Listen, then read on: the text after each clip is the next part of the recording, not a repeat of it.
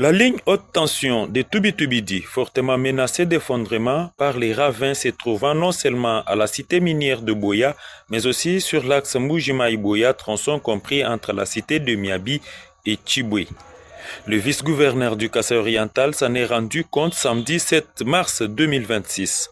Augustin Kayemba Moulemena, qu'entourait l'administrateur des territoires de Miabi, le directeur provincial de l'Office des routes et celui de l'Office des voies de desserte agricole, a fait un déplacement sur les lieux. Le numéro 2 du Kasaï-Oriental, qui répondait à la demande de la société civile du coin par cette visite, s'est arrêté au niveau de Benadjilenga, près de l'endroit communément appelé Kasaluka Dibidi, où 3 ravins de part et d'autre menacent sérieusement la route et même la ligne électrique. À Benampanda, le vice-gouverneur Augustin Kayemba Moulemena a vu de ses propres yeux pour la deuxième fois le spectacle de ravins qui ont de part et d'autre anéanti les efforts fournis par non seulement la communauté locale, mais aussi la SACIM.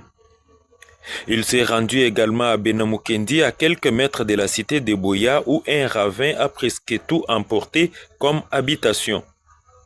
Le directeur de l'Office des routes Kasaï-Oriental, qui fournissait les explications techniques au vice-gouverneur, dit avoir déjà conçu un plan pour ce travail. Marcus Okitachotia attend juste les financements pour les débuts effectifs des travaux qui pourront résoudre ces problèmes et sécuriser la ligne électrique. Ça, ce n'est pas la dernière fois. Nous étions déjà là avec la demande du gouverneur. Nos équipes étaient là pour évaluer. Nous avons pu évaluer l'érosion que vous avez vue au PK 39 et ici au PK 43. Et tout ce que nous pouvons dire, l'évaluation est déjà sur la table de l'autorité. Nous attendons les financements pour que nous puissions descendre et arrêter la progression de l'érosion.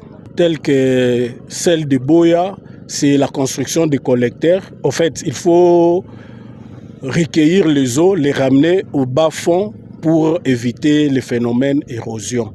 Donc, une fois le financement sera accordé, nous allons nous atteler à faire un grand collecteur qui va collecter toutes les eaux des rivières, de toutes les parcelles riveraines et puis les ramener au bas-fond. Pierre Bachia, administrateur du territoire de Miabi, a remercié le vice-gouverneur pour cette visite et souhaité à ce que les démarches s'accélèrent afin que les travaux démarrent rapidement. C'est ça ce que je peux dire. Mon vœu est que le financement soit disponible pour que les travaux démarrent afin de sauvegarder d'abord les vies humaines. Parce que vous voyez derrière moi, il y a le poteau de la ligne haute tension de Tubi-Tubidi. Vous-même, vous savez évaluer le préjudice que cela pourrait causer au cas où le poteau tombait. Et aussi,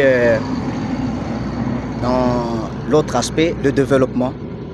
Lorsque ces ravins seront stoppés, remblayés, le développement sera effectif. Parce que cette artère, c'est la route principale du territoire de Miabi qui relie presque 3 secteurs du territoire de Miabi et des fois ça passe jusqu'à Tchimboulou.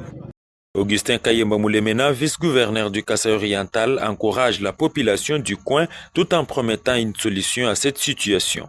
Alors, il y a plusieurs têtes d'érosion qui tentent un peu de couper la route.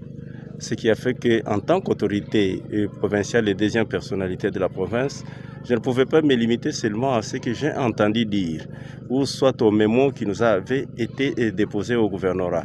Nous avons préféré descendre sur le terrain tous ensemble, en équipe, en synergie, pour palper de cette réalité, voir de nos propres yeux ce qui se passe afin de prendre une attitude conséquente. C'est un message d'encouragement venant de l'autorité provinciale. La population ne peut pas s'imaginer qu'elle est abandonnée à son triste sort. Non. Et notre présence ici signifie que nous sommes proches de la population et nous écoutons tout ce que la population... Alors, le message d'encouragement, c'est que notre retour ici, nous allons nous mettre au travail pour bénéficier le financement enfin de résoudre ces problèmes d'érosion qui tentent de faire disparaître cette cité de Boya. Selon les constats faits sur terrain, s'il y a de fortes pluies dans les jours à venir, une catastrophe est possible dans ce groupement de Benachimungu à Miabi.